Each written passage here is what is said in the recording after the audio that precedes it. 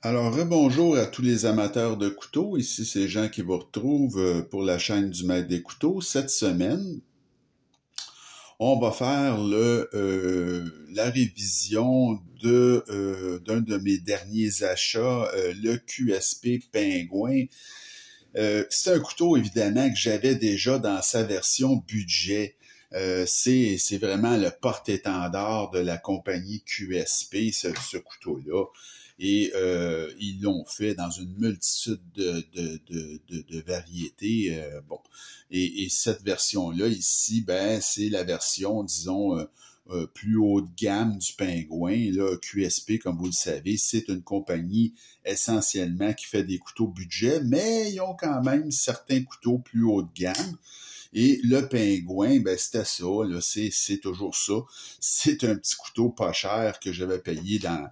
C'est un des premiers couteaux que j'ai acheté. J'avais payé ça, je pense, 40 ou 45 dollars en imitation là, de fibre de carbone. Ça va bien. C'est un petit couteau qui est efficace, qui est le fun. Il est centré, il fonctionne très bien.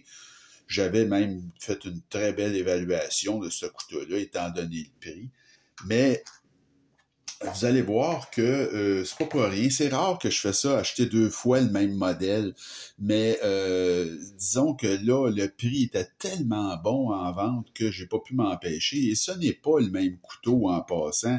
C'est-à-dire que oui, c'est le même modèle, mais il y a tellement de différences au niveau technique qu'on peut quasiment dire que c'est un couteau qui est différent finalement. Donc, vous l'avez ici à côté du Kaiser Escort et toujours, bon, le rat numéro 2. Alors, comme vous pouvez voir, c'est un petit couteau, le Pingouin, qui est de la même grosseur qu'un rat numéro 2. Essentiellement, là, c'est ça. Et la taille, c'est la seule chose qui n'a pas bougé je vous dirais, entre la version précédente, le budget que je viens de vous montrer, et cette version-ci. Donc, ils sont de même longueur, mais c'est à peu près tout. Alors, pour les spécifications, alors c'est 7,06 pouces ou 18 cm. La lame fait 3,06 pouces ou 7,8 cm. Ça pèse 3,35 onces, ce modèle-ci, 95 grammes. C'est un roulement à billes, contrairement à l'autre qui était avec des rondelles de bronze, je me rappelle bien. L'acier, ben, c'est du 154 cm, un excellent acier. Bon, là aussi, c'est un acier de beaucoup moins de qualité. Je pense que c'était du D2 qu'on avait avec l'autre version. Le manche est en titane. Alors ici, c'est noirci, mais c'est du titane. Et le style de lame, ben, c'est toujours le style Sheepfoot, là, ça change pas. L'ouverture se fait également de la même manière avec les goujons, donc les goujons de pouce qui sont très efficaces, qui fonctionnent très très bien sur ce couteau-là. Et le type de verrouillage, ben, contrairement à l'autre qui était un verrouillage de doublure, ben lui, c'est verrouillage de cadre. Hein? Je veux dire, bon, comme c'est normal. Là. Alors, pour ce qui est de l'épaisseur de lame, c'est 0,11 pouces ou 2,9 mm. L'épaisseur de manche, beaucoup plus mince que l'autre, c'est 0,40 pouces ou 10,3 mm. Et une fois fermé, ce couteau-là, alors dans son plus large ici, va faire 1,28 pouces ou 32,6 mm. Le clip, il est en titane et il est non réversible. Ce que ça donne en poche, c'est ceci.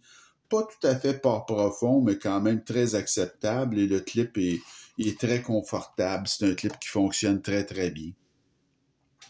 Alors, au niveau maintenant de l'évaluation de ce QSP Pingouin haut de gamme, si on peut dire, le design, ben c'est iconique, hein, ce couteau-là, c'est vraiment une des rares icônes chinoises, encore une fois, comme l'Elementum, Civi Elementum.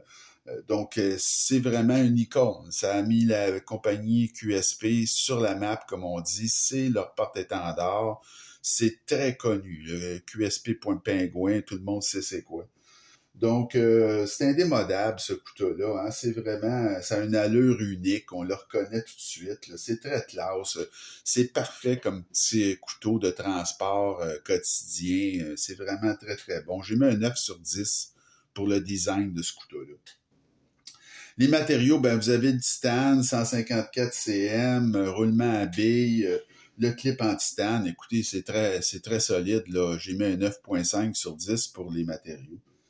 La présentation assemblage, alors vous avez ici cette boîte-ci avec un petit velours à l'intérieur, là, donc c'est très, très correct. Là, je veux dire, c'est une belle petite boîte, là, donc il n'y a pas rien à redire. Et l'assemblage, c'est vraiment très bon. C'est super solide, ce couteau-là. L'action est très bonne, puis regardez, c'est parfaitement bien centré. C'est un petit couteau vraiment fort. C'est très, très solide, très, très bien fait. Donc, on va le démonter. D'ailleurs, je vais faire le désassemblage de ce couteau-là sans problème. Alors, pour présentation assemblage, j'ai mis un 9.5 aussi. Et c'est vraiment remarquable. Le poids, ben, c'est très bien, hein? C'est équilibré. On peut dire que, bon, il n'y a pas de squelettisation, mais c'est vraiment très, très correct, là. Ça respecte là, à peu près la loi d'une demi, là. Donc, c'est un 8.5 sur 10 pour le poids. L'action, ben, elle est excellente, l'action, hein? C'est très, très vif comme action. Donc, regardez-moi ça, là. Et on a un bel accès à la barre de déverrouillage. C'est pas du tout compliqué. Et l'action à une main, c'est très, très, très facile à faire.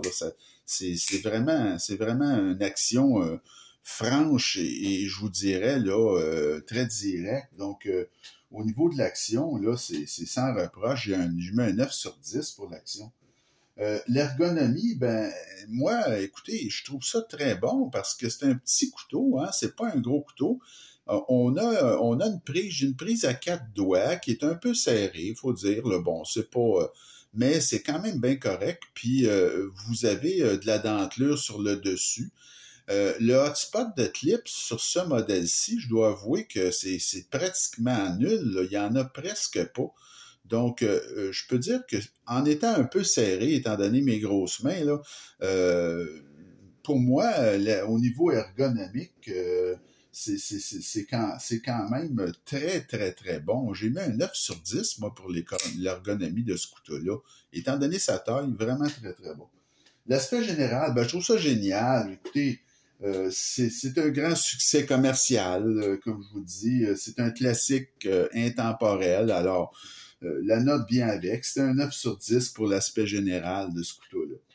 Le prix, ben, c'est là où les choses deviennent vraiment spéciales. C'est qu'écoutez, moi, j'ai payé ce couteau-là il y a 2 semaines, il était en vente. Parce que, comme je vous dis, il y en a une multitude de variétés. Là. Vous l'avez avec une lame satinée, des manches de différentes couleurs. Vous l'avez également avec un motif frag qu'on appelle, qui est un petit peu plus dispendieux. Vous en avez au moins 25 là, différents des pingouins. C'est incroyable. Je pense qu'il y en a même des XL, puis il y en a même qui sont des boutons lock. Écoutez, je voudrais pas m'avancer trop, mais vous en avez énormément de modèles. Donc, j'ai trouvé ce modèle-ci en spécial. Écoutez, j'ai payé 80$ pour ce couteau-là. Donc, ça le place dans les catégories des couteaux budget quand même. Là. C'est du titane, 154 cm, une qualité de fabrication. Le prix régulier de ce couteau-là, c'est 120. Donc, puis à peu près partout aux États-Unis, là, le prix de vente, c'est 100 de ce couteau-là. Donc, j'ai eu un prix exceptionnel, 80$ canadiens pour ce couteau-là.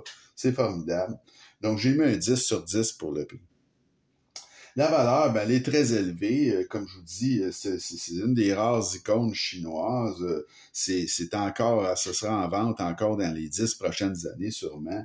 Une multitude de variétés, un succès commercial indiscutable. Donc, j'ai mis un 9.5 sur 10 pour la valeur de ce couteau-là.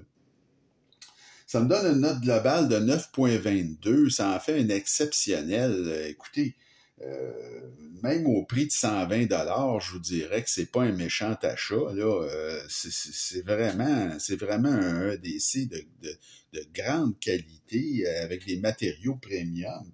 Mais à 80, c'est pour ça, j'ai pas pu m'empêcher de l'acheter parce que le prix était tellement bon. Alors, je trouve que c'est une grande aubaine, là, puis je suis content de l'avoir fait. Évidemment, je vous recommande ce couteau-là sans réserve, surtout si vous le trouvez comme moi à un prix hyper avantageux. Et c'est un couteau certifié Jean Haché, le QSP Pingouin, pas de problème avec ça, surtout dans cette déclinaison. Alors, ça fait le tour de notre évaluation de cette semaine. La semaine prochaine, on va revenir à nos vidéos de démontage, mais là, je vais vous faire des achats récents, là. Donc, la semaine prochaine, je vais vous faire le démontage et l'entretien de ce très, très, très bon couteau-là, le Kaiser Mini Roach. Alors ça, c'est tout un client. Vraiment un couteau formidable. Et lui, la compagnie Kaiser, écoutez, vous pouvez démonter ça très allègrement, très facilement. Il vous envoie même là toutes la quincaillerie en double et on va reposer la gâchette, comme je vous disais, qu'il y avait sur ce couteau-là, mais qui est amovible. Donc, c'est vraiment un couteau qui sort de l'ordinaire. Alors, ça va être notre prochain vidéo, le désassemblage entretien du Kaiser Mini Roach de Matt Degman. Alors, j'espère que ça vous a plu comme vidéo. Continuez à vous abonner à ma chaîne et à m'écrire. Et je vous souhaite une bonne fin de journée. Puis on se retrouve très bientôt. Salut!